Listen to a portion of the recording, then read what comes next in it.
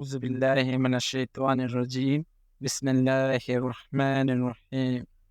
আমাদের আজকের rules number ২৩। এখানে আমরা দুটি ওয়ার্ড দেখি। ইন কেস অর্থ যদি, ইন এনি কেস অর্থ যেকোনো অবস্থায়।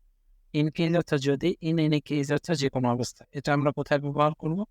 যদি অথবা যেকোনো অবস্থায় কোনো কিছু করা হয়, হয়েছিল বা হবে বোঝালে আমরা এই লিঙ্কার্স গুলো ব্যবহার করব। চলো না এখন আমরা একটি উদাহরণ দেখে আসি। In case you come I will go there. যদি তুমি আসো তাহলে আমি যাব। তাহলে এই যে হয় বা হবে, কোনো একটা কন্ডিশন যে ইন কেস যদি তুমি আসো তাহলে আমি যাব। তাহলে এইসব ক্ষেত্রে আমরা ইন কেস অথবা ইন কেস দ্যাট ব্যবহার করব। আমাদের পরবর্তী রুলস নাম্বার ২৪। সেখানে আমরা কিছু ওয়ার্ড দেখি। Really, actually, indeed, in fact, of course. এই শব্দগুলোর অর্থ অবশ্যই, প্রকৃতপক্ষে, বস্তুত। এগুলো আমরা কোথায় ইউজ করব? বলা হয়েছে যে কোনো বক্তব্যের ভিত্তি সম্পর্কে নিশ্চয়তা বা সত্যতা বা গুরুত্বের যথার্থতা প্রকাশে আমরা এ ধরনের কানেক্টরস বা লিঙ্কার্স ব্যবহার করে থাকি। যেমন আমরা একটা উদাহরণ দেখি যে নোবডি রেসপেক্ট হিম, কেউই তাকে সম্মান করে না।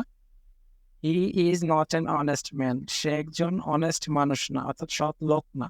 তাহলে কেউই তাকে সম্মান করে না, প্রকৃতপক্ষে বা বস্তুত সে কি না একজন সৎ লোক না, এই কারণে কেউ তাকে সম্মান করে না। আমাদের পরবর্তী রুলস হলো rules number ২৫। Another, the other অথবা দ্য লেটার অর্থ অন্যটি বা পরবর্তীটি। এই ওয়ার্ডগুলো আমরা কোথায় ইউজ করব? আমাদের বলা হয়েছে যে দুইটি বিষয়, বস্তু বা দুইজন ব্যক্তির মধ্যে পরবর্তীটি বা পরবর্তী জনের আগে আমরা এই লিঙ্কার্সগুলো ব্যবহার করি। অর্থাৎ দুইটা বস্তু বা দুইটা ব্যক্তির মধ্যে পরবর্তীটার আগে আমরা এগুলো ব্যবহার করি। উদাহরণ যেমন John and Harris are very bright students, অর্থাৎ জন এবং হ্যারিস দুজনে কি bright student. The latter is also a good player, Harris হচ্ছে এছাড়াও একজন গুড প্লেয়ার। তাহলে এখানে দ্য লেটার দ্বারা আমরা অন্য জনকে অর্থাৎ দুইজনের মধ্যে সেকেন্ড জনকে বোঝাচ্ছি। আমাদের পরবর্তী রুলস হলো রুলস নাম্বার ২৬। সেটা হচ্ছে রাদার। রাদারের বাংলা অর্থ হচ্ছে বরং। আমরা সেন্টেন্সের কথা ইউজ করবো, চলুন দেখে আসি। বলা হয় যে কোনো কিছুতে জোর দেওয়ার জন্য আমরা এই লিঙ্কার্সটা ব্যবহার করবো। অর্থাৎ কোনো কাজের উপরে আমরা জোর দিতে চাই, এমফাসাইজড করতে চাই। যেমন উদাহরণ দেখি যে I would rather strive than steal, অর্থাৎ আমি না খেয়ে থাকবো, রোজা রাখবো, কিন্তু কি করব না, চুরি করব না। অর্থাৎ স্ট্রাইভ করা এবং হচ্ছে স্টিল করা দোনোটাই কঠিন কাজ, কিন্তু আমি একটা কঠিন কাজকে প্রেফার করতেছি অন্য আরেকটা কাজ থেকে। এই সিচুয়েশনে আমরা জোর দেওয়ার জন্য রাদার শব্দটা ইউজ করি। আমাদের পরবর্তী রুলস নাম্বার হলো 27। সেখানে বলা আছে যে সিমিলারলি অথবা in case, in the same time অথবা এলাইক, এদের অর্থ অনুরূপভাবে বা একইভাবে। আমরা এটাকে কিভাবে ব্যবহার করব? বলা হয়েছে যে আগে কোনো কিছু লেখা হয়েছে, তার সঙ্গে মিল রেখে কিছু ঘটছে বা ঘটবে এমন কিছু লিখতে গেলে আমরা এই কানেক্টরস গুলো ব্যবহার করতে পারি।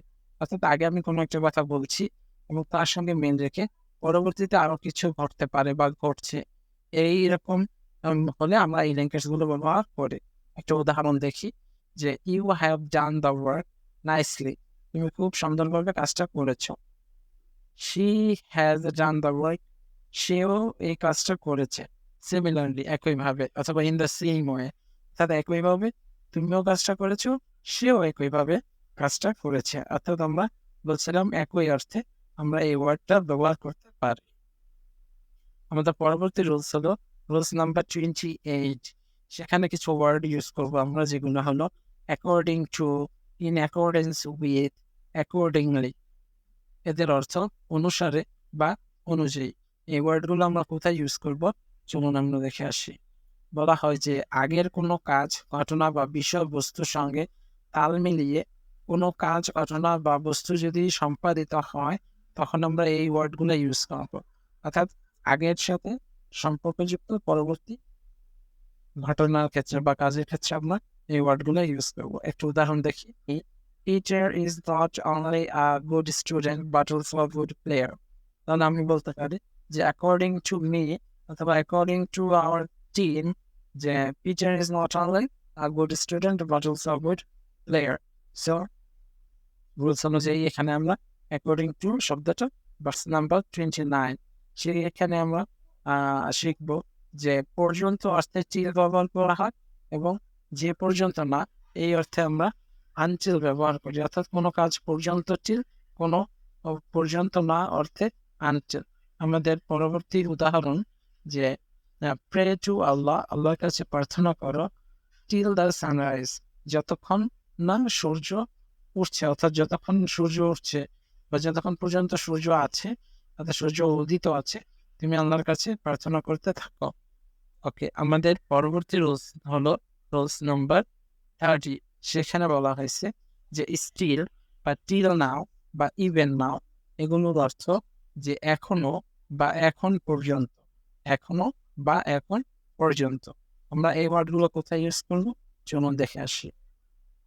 এখনো বা এখন পর্যন্ত চলছে, এখনো বা এখন পর্যন্ত চলছে তা বোঝাতে আমরা এই ধরনের লিঙ্কের গুলো ব্যবহার করি। উদাহরণ যে she is still sleeping till now, she has not finished the work, সে এখনো ঘুমাচ্ছে, till now এখন পর্যন্ত, she has not satisfied the work। ওকে, আমাদের রুলস অনুযায়ী আমরা এখানে till বসাইলাম। আমাদের পরবর্তী রুলস হলো রুলস নাম্বার 31। সেখানে আমরা শিখব যে সাডেনলি অর্থ হঠাৎ করে, অল অন আ সাডেন অর্থ হঠাৎ, অর্থাৎ হঠাৎ অর্থে আমরা সাডেনলি বা অল অন আ সাডেন এই শব্দটা ইউজ করব। আমাদের নিয়ম হলো যে হঠাৎ ঘটে যাওয়া কোনো কাজ অথবা ঘটনার পূর্বে বা পরে আমরা এই লিঙ্কার্স বা এই কানেক্টার্সটা ইউজ করব।